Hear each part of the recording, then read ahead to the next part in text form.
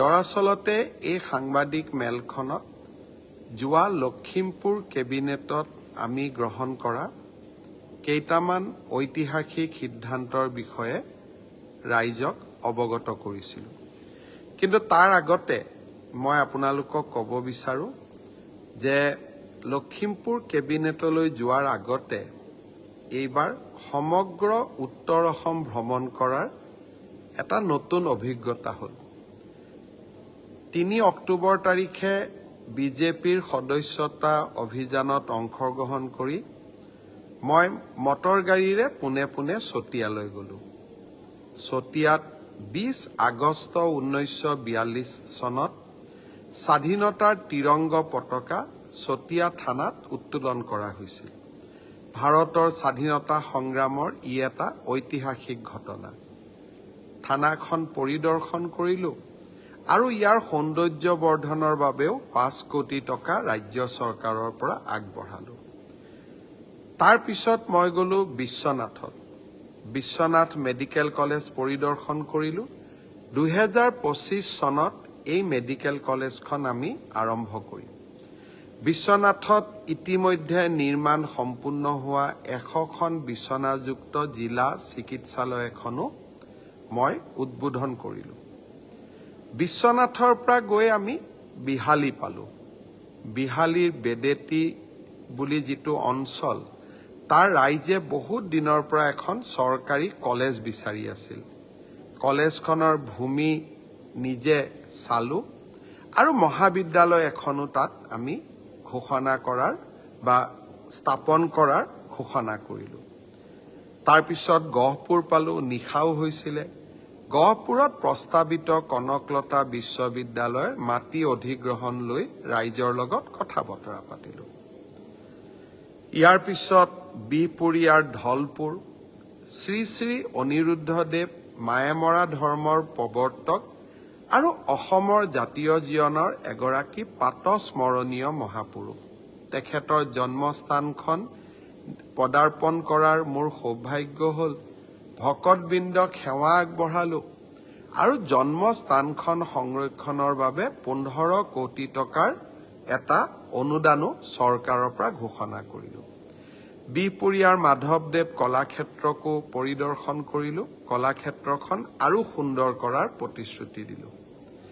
তাৰপিছত মাধৱদেৱৰ জন্মভূমি লেটেকুবাৰী থান আৰু উজিৰৰ টোল, 2খন থানতে গৈ সেৱা আগবঢ়ালোঁ।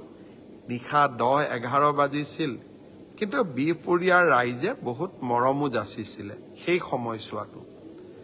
তাৰপিছত লখিমপুৰ, পিছদিনা লখিমপুৰত কেবিনেট হ'ল। কেবিনেটৰ সিদ্ধান্তসমূহৰ বিষয়ে মই আপোনালোকক 2 মিনিট পিছত ক'ম। আৰু সিদিনাখনেই লখিমপুৰৰ কেইবাটাও গুৰুত্বপূৰ্ণ মথাউৰি, ৰাস্তা, ফাট বিহুৰ ঢকুৱাখানাৰ ফাট বিহু থান, ফাট বিহুৰ স্থল, ঢকুৱাখানাত জিলা চিকিৎসালয় আৰু নৰ্থ লখিমপুৰৰ কেইবাটাও আঁচনি, প্ৰায় 300 কোটি টকাৰ আঁচনি আমি উত্তৰ লখিমপুৰবাসী ৰাইজক উপহাৰ দিব পাৰিছিলোঁ। 16 তাৰিখ আমাৰ এই গোটেইখিনি কৰি 6 তাৰিখে ৰাতিপুৱাই পদুমণি আইথানলৈ গ'লোঁ। তাৰপিছত ডিব্ৰুগড়ত আহি শিক্ষক দিৱসৰ কাৰ্যসূচীত 6 তাৰিখ নহয় 5 তাৰিখে শিক্ষক দিৱসৰ কাৰ্যসূচীত অংশগ্ৰহণ কৰিলোঁ। এইবাৰ ডিব্ৰুগড় বিশ্ববিদ্যালয়ত আমি কেন্দ্ৰীয় শিক্ষক দিৱস পালন কৰিছিলোঁ। ডিব্ৰুগড়ত ইস্কনে স্থাপন কৰিব খোজা মন্দিৰ এটাৰো প্ৰাণ প্ৰতিষ্ঠা কৰাৰ সৌভাগ্য হ'ল। নিশা শদিয়াত গ'লোঁ। বগীবিলৰ দলঙত এতিয়াৰ পৰা সৌৰ শক্তিৰ সহায়ত নিশা লাইট জ্বলিব।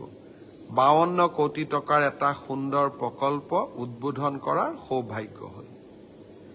6 তাৰিখ দিনটো মোৰ জীৱনৰ এটা প্ৰাপ্তিৰ দিন। চৰকাৰ ৰাইজৰ ওচৰলৈ যাব লাগে। কেনেকৈ যাব, কি কৰিব, সংজ্ঞা নাই। বিভিন্ন সময়ত আমি বিভিন্ন সংজ্ঞা গ্ৰহণ কৰোঁ। মুখ্যমন্ত্ৰীৰ কাৰ্যালয় এটা আমি 6 তাৰিখে ডিব্ৰুগড়ত আৰম্ভ কৰিলোঁ। বহুখিনি কাম এতিয়া ডিব্ৰুগড়ৰ পৰাই হ'ব আৰু এতিয়াৰ পৰা 26 জানুৱাৰীত গণতন্ত্ৰ দিৱসৰ পতাকাও অসমৰ মুখ্যমন্ত্ৰীয়ে ডিব্ৰুগড়ৰ পৰাই উত্তোলন কৰিব। লাহে লাহে ডিব্ৰুগড়ত এটা 1000 আসনযুক্ত অডিটৰিয়াম, কনভেনশ্যন হল, আমি বিভিন্ন অনুষ্ঠান নিৰ্মাণ কৰিম যাতে ৰাজধানীৰ দায়িত্ব কিছু পৰিমাণে হ'লেও ডিব্ৰুগড়ে ল'ব পাৰে। শিলচৰতো আমি এটা মিনি ছেক্ৰেটেৰিয়েট বনাই আছো। মোৰ নিৰন্তৰ আশা যে 2025 চনৰ শেষৰ ফালে এই মিনি ছেক্ৰেটেৰিয়েটটোৰ কামো আমি শুভ উদ্বোধন কৰিব পাৰিম। উন্নয়নমূলক কামৰ মাজতেই এইবাৰ লখিমপুৰৰ কেবিনেটত আমি 3টামান গুৰুত্বপূৰ্ণ বিষয় আলোচনা কৰিলোঁ। বিষয়টো হ'ল অসমক সুৰক্ষা আৰু বিদেশীৰ আক্ৰমণৰ পৰা অসমক ৰক্ষা কৰা। প্ৰথম আমি চাইছিলোঁ বিপ্লৱ শৰ্মা কমিটিৰ প্ৰতিবেদন।